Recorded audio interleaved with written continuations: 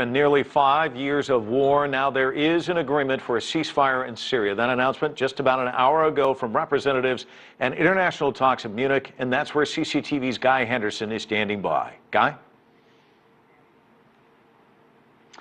Well, Mike, the U.S. Secretary of State John Kerry was the last of the diplomats to leave the Hilton Hotel here in Munich. He walked out of this door at just before 2 a.m. local time after several hours of talks with the International Syria Support Group.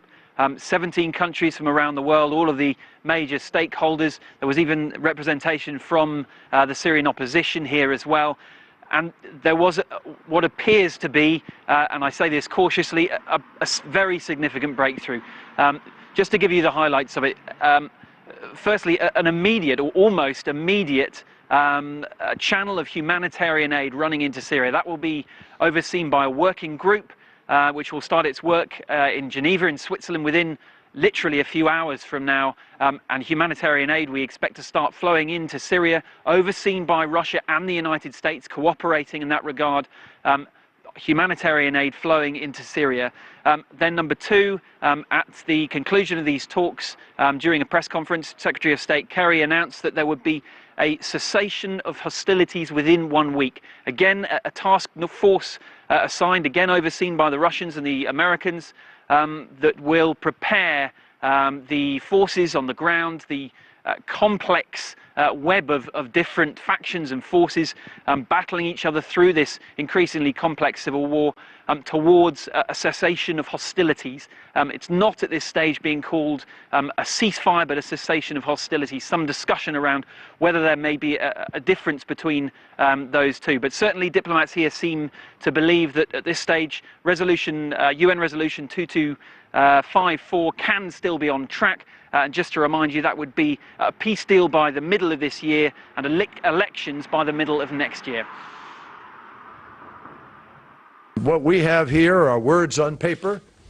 What we need to see in the next few days are actions on the ground in the field. And Stefan will speak to that. In addition, the ISSG members will work together with the Syrian parties to ensure the immediate approval and the completion of all pending UN access requests. As everybody knows, there have been about 114 of them, only 13 or so, 14 approved, and that has to change. We have agreed to implement a nationwide cessation of hostilities to begin in a target of 1 week's time. That's ambitious, but everybody is determined to move as rapidly as possible to try to achieve this. This will apply to any and all parties in Syria, with the exception of the terrorist organizations Daesh and al-Nusra, and any other terrorist organization designated by the Security Council.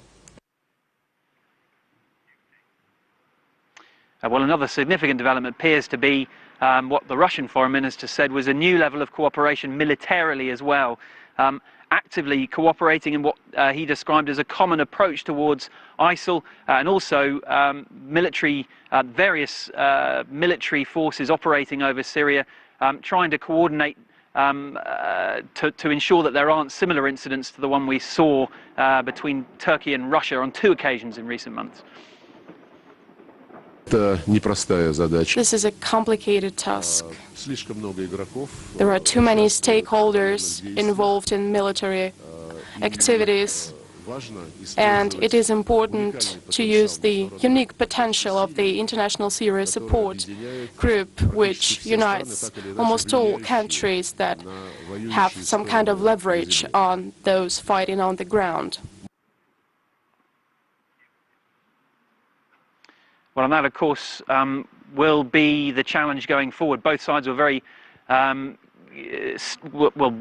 did really stress that a long road lay ahead, that this was simply a first step. There have, of course, been 2 other attempts at ceasefires since this civil war started. The first one back in 2011, brokered by the Arab League, then again in 2012 when the UN Special Representative at the time, Kofi Annan, managed to broker a ceasefire. None of those were really lasted for any significant amount of time. And major differences do remain between these both sides, both the US and Russia particularly here. There was no secret of that during this press conference between these two men. Kerry spoke about how Russian aggression in Aleppo, in the key city of Aleppo, had undoubtedly, he said, given Assad a stronger footing, but he said that was only short term, and that in the end there should still be a political transition.